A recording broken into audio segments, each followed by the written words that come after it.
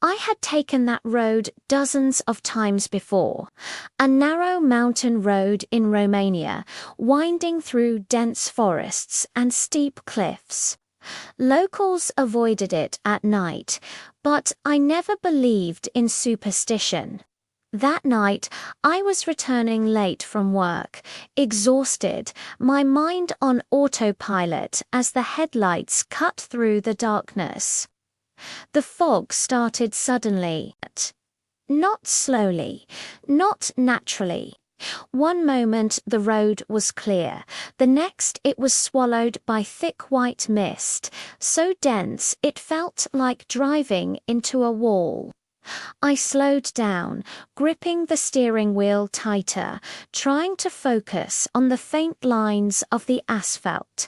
That's when my GPS went silent.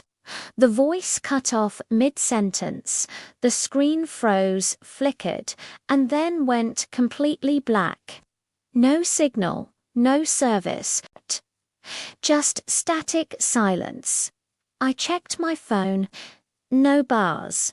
The fog pressed in from every direction, wrapping around the car like something alive. Sound felt muted, as if the world itself was holding its breath. Then I saw her. She stood on the side of the road, just beyond the reach of my headlights, completely still. A woman, alone, in the middle of nowhere. She wore old-fashioned clothes, a long dark dress, worn and faded like something from another century. Her hair hung loose around her shoulders. Her skin looked unnaturally pale, almost grey, glowing faintly in the fog. She didn't wave for help. She didn't move. She just stared at me. My first instinct was fear. My second was guilt.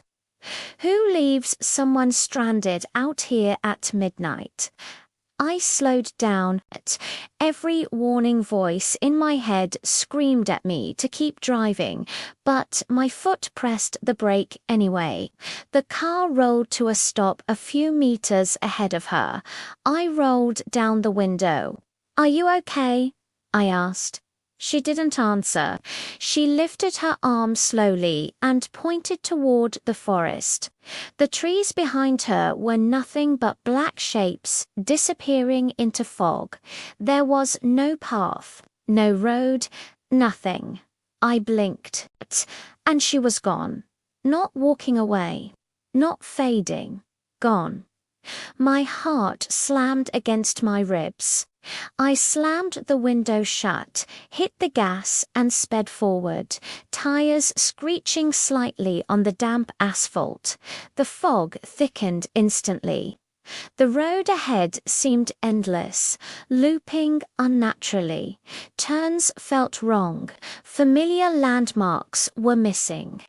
The forest pressed closer, branches arching overhead like claws.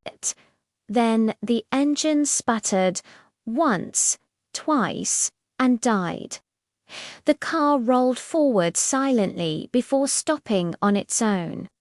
I was parked beside a small wooden cross on the roadside. Old, weathered, crooked. I stepped out, hands shaking, drawn to it despite myself. Carved into the wood was a name I didn't recognize. Below it, a date. Today's date. My stomach dropped. That's when I heard footsteps behind me. Slow, deliberate, crunching on gravel. I froze. Every instinct told me not to turn around. My breath came shallow and fast, fogging the cold air. The footsteps stopped directly behind me. I felt someone standing there. When I finally turned, the road was empty.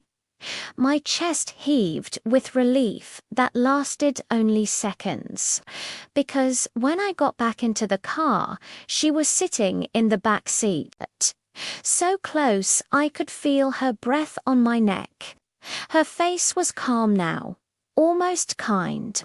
Her eyes reflected the dashboard lights, dark and endless. She smiled gently. In a broken, whispering voice, she said, "You weren't supposed to stop." The engine roared back to life on its own.